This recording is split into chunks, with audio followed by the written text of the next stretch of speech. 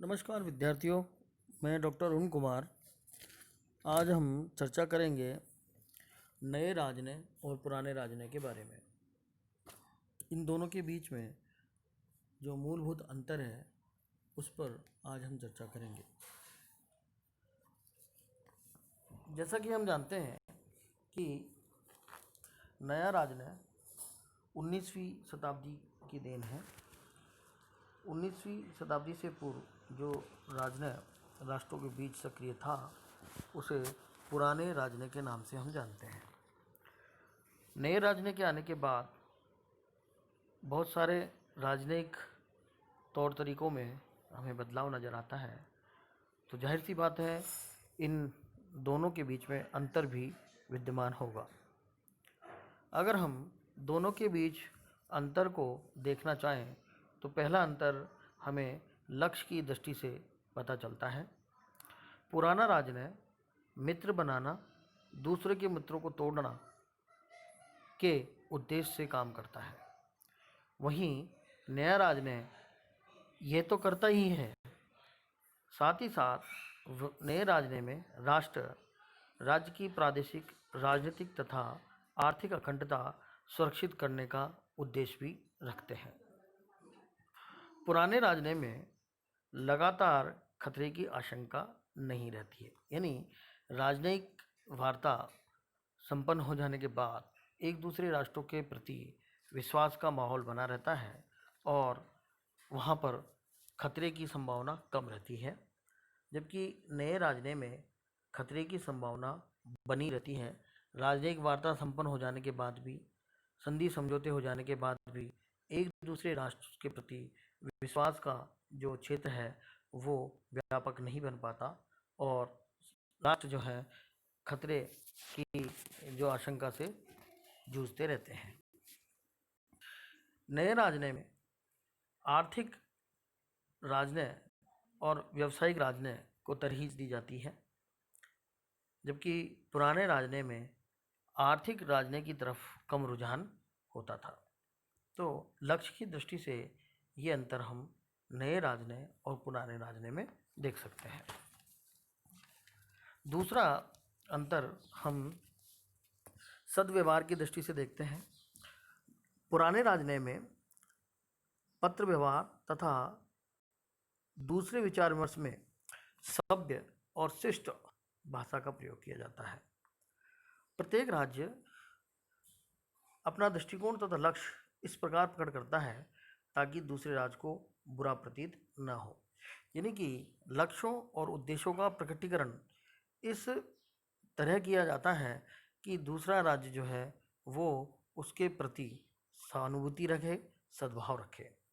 परंतु नया जो राजनय है उस राजनय में हमें ये चीज़ें दिखाई नहीं देती हैं।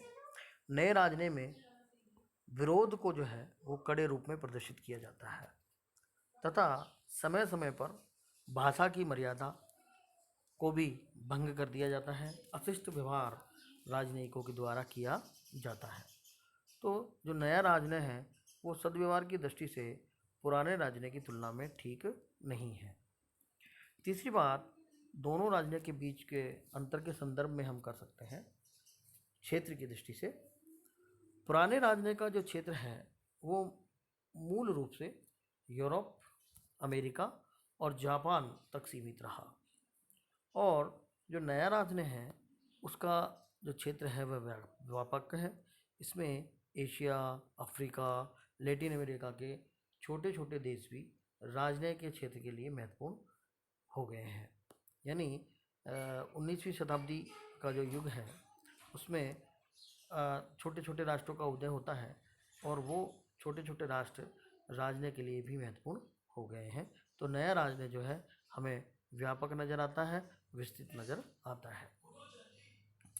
अगर हम अगला अंतर देखें तो राजनयिक तरीक़ों की दृष्टि से हम इस अंतर को देख सकते हैं।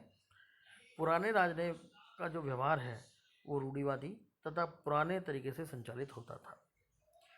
पुराना तरीका मतलब राजनयिक एक दूसरे देश में जाते थे, अपने देश का पक्ष रखने का प्रयास करते थे और उस देश के अंदर अपने देश के लिए अनुकूल माहौल बनाया करते थे और इसी के आधार पर राष्ट्रीय हितों की पूर्ति का प्रयास उनके द्वारा किया जाता था।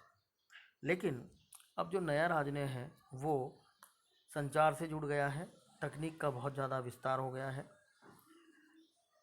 और यातायात के साधन जो है वो बढ़ गए हैं। अब राजनय में वो जो पुरानी तकनीक है उस तकनीक की जगह अब नए तरीके अपनाए जाते हैं।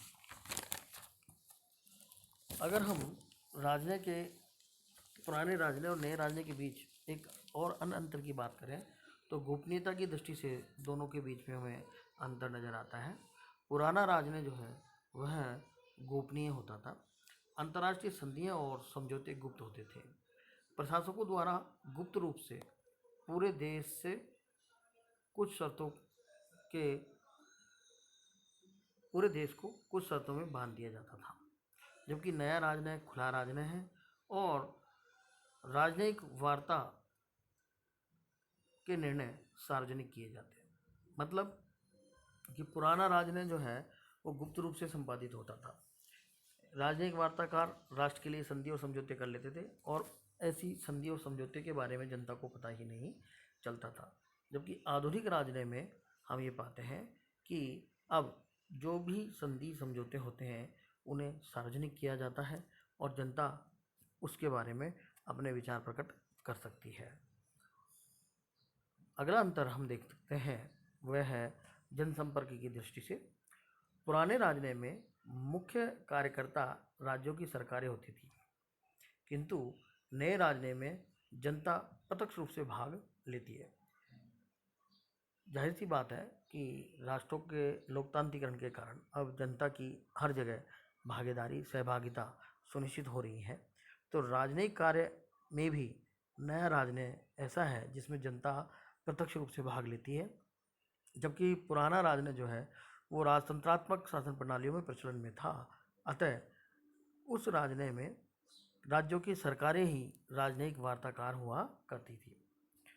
अब चूंकि जनसंपर्क के साधनों का विकास हो चुका है, रेडियो, समाचार पत्र, सांस्कृतिक संगठन आदि का सहारा लेकर राजनयिक वार्ता को आगे बढ़ाया जाता है। प्रेस तथा सूचना विभाग राजदूत के कार्यालय के आवश्यक अंग हो गए हैं। तो अब संपर्क का जो एरिया है, संपर्क का जो क्षेत्र है वो बहुत बढ़ गया है। नए राजनय में संपर्क जो है काफ़ी विस्तृत और व्यापक हो गया है। और अंतिम अंतर हम इन दोनों राजनय के बीच में जो देख सकते हैं वह है पुराने राजनय में व्यक्ति उत्तरदायी की दृष्टि से। पुराने राजनय में राजदूतों का व्यक्तिगत उत्तरदायित्व होता था।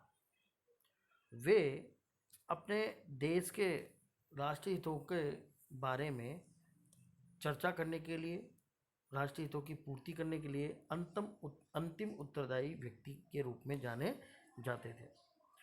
अब स्थिति बदल गई है क्योंकि अब यातायात और संचार के साधनों का विकास हो चुका है। अतः जो राजनयिक है वो अपनी व्यक्तिगत सूझबूझ तथा योग्यता के आधार पर कार्य नहीं कर सकता। अब उसे अपने देश के